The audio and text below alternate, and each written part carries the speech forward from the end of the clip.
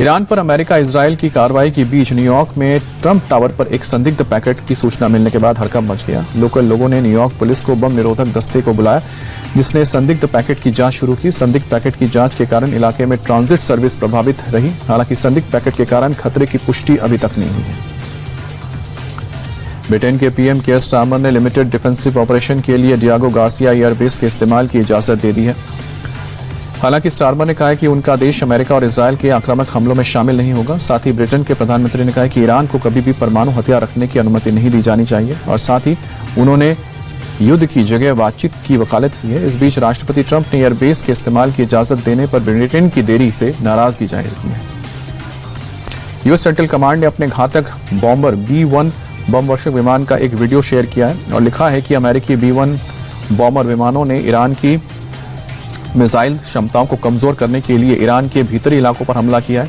इस हमले को लेकर राष्ट्रपति ट्रंप ने भी जानकारी दी थी। अब इस सेंट्रल कमांड ने तस्वीरें शेयर करते हुए ईरान को एक बार फिर से धमकी दी है और कहा है कि हम उनकी मिसाइलों को नष्ट कर देंगे और उनके मिसाइल उद्योग को पूरी तरह से ध्वस्त कर देंगे। भारत और कनाडा के रिश्तों में पार्टनरशिप का नया अध्याय जुड़ गया है। पीएम मोदी और मार्क कार्नी के बीच 24 समझौतों पर हस्ताक्षर हुए हैं। इसमें AI, शिक्षा, टेक्नोलॉजी समेत कई क्षेत्रों में आपसी संबंधों को बढ़ाने पर सहमति बनी है। कनाडा की यूनिवर्सिटी में भारतीय छात्रों के लिए प्रोग्राम लॉन्च किए जाएंगे। बिजनेस सेक्टर में इन्वेस्टमेंट की तैयारी है। दिल्ली ट्राइफेस्ट में कनाडा भागीदार बनेगा। पीएम मोदी और मार्क कार्नी CEO फोरम में इसकी घोषणा की है।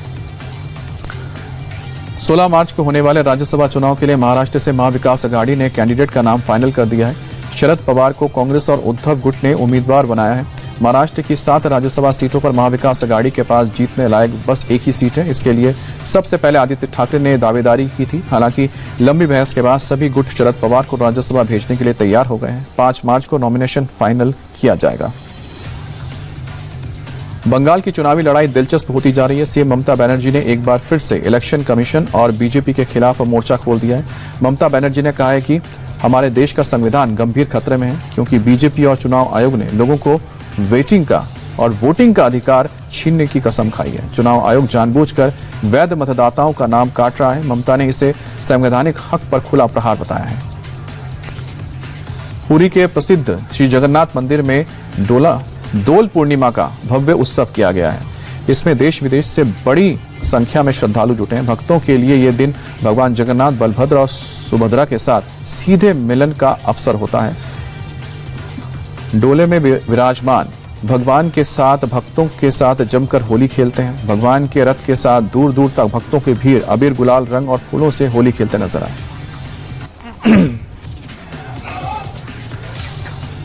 पूरे देश में होली का खुमार छाया हुआ है। कल होलिका दहन का पूर्व पूरे उल्लास के साथ मनाया जा रहा है।